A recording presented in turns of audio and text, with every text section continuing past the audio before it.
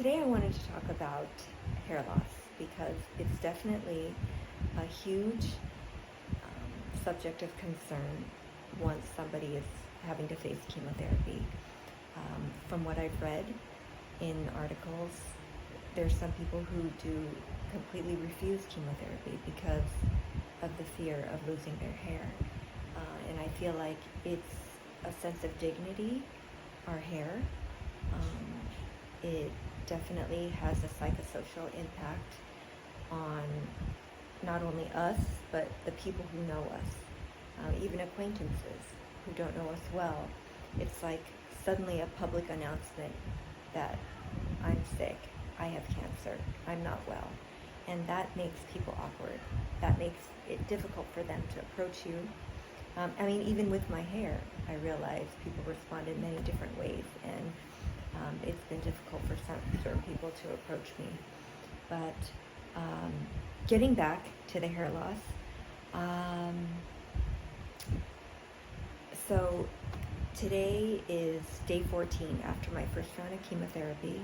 I had a combination of paclitaxel and carboplatin.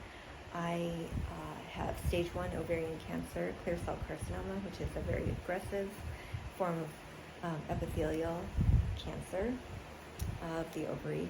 And so I've had a hysterectomy, a bilateral salpingo-oophorectomy, I've had an omentumectomy, I had all my adhesions removed from endometriosis. I had severe scarring all over the place, so adhesiolysis. I also had 10 lymph nodes removed, which were all negative, thank the Lord. Anyways, that was a month and a half ago when I had my surgery, and 15 days ago is when I had my first chemo. So, from everything I heard and read, I was due to lose my hair 2 to 3 weeks following my first round, and that was definitely true.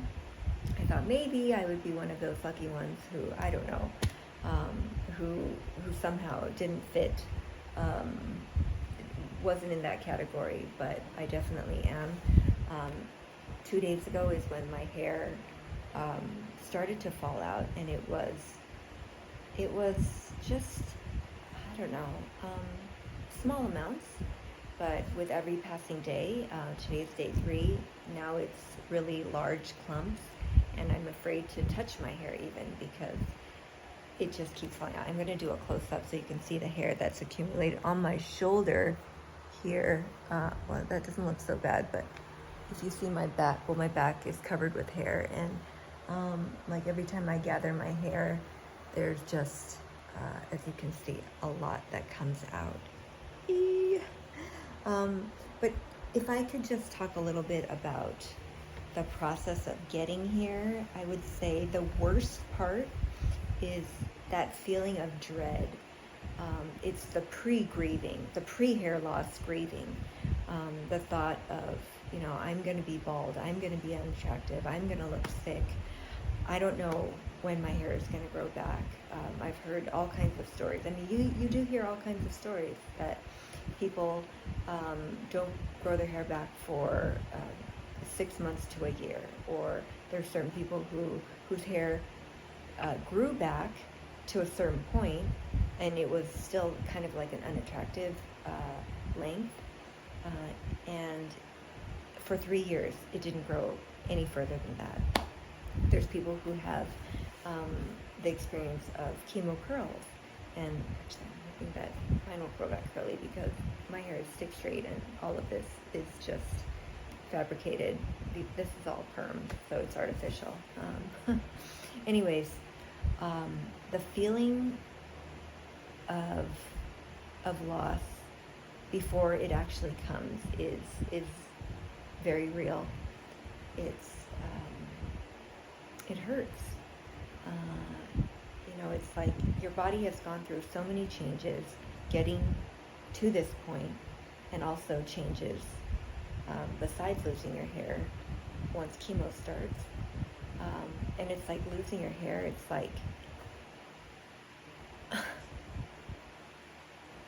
it's like the very bottom of the bottom. So I was really afraid. I had a dream that I'd lost my hair. I mean, this is like a few weeks ago, even before chemo started. So there was just a lot of fear. There was definitely sadness. But the day that it came, the hair loss started, I was sad, but I did feel a sense of relief because now that it was my reality and I had to face it, I realized, because I have faith in God, that I have a choice, and that is to kind of stay in my low, sad point or sad state, or to choose joy and to have a sense of humor about it. Not to just be fake and pretend that it doesn't hurt me, because it does, and that's not being authentic, but just to move forward and keep putting one foot in front of the other, and to make the most of the process. And tomorrow, one of my dear friends is taking me to a Real Human Hair wig shop in Hongdae. So I'm actually looking forward to getting it shaved, because it is a real nuisance having hair. Like, it's like I'm Hansel and Gretel, and there's like a trail of, instead of a trail of breadcrumbs wherever they went, it's like a trail of hair wherever I go. It's literally everywhere. It's like wherever I sit, wherever I lay, wherever I just stand for a few moments. You know, yesterday I had to go to the department store, and I know I left a trail there. So everywhere screams, Jen's been here, because of my hair trail. So I don't want this mess anymore. I want to be practical and tidy, and I don't want to keep cleaning up. So tomorrow I will have it shaved. I hope to like leave a little bit. Well, I'll make another video tomorrow, and I will show you how it looks. But yeah, I'll be fitted with the wig, and hopefully it'll look pretty natural, very natural, I hope. But I learned not to hope too much. Might be disappointed. So looking forward to that. And I thought, why not, go for like really long hair, and maybe something with balayage, or something that I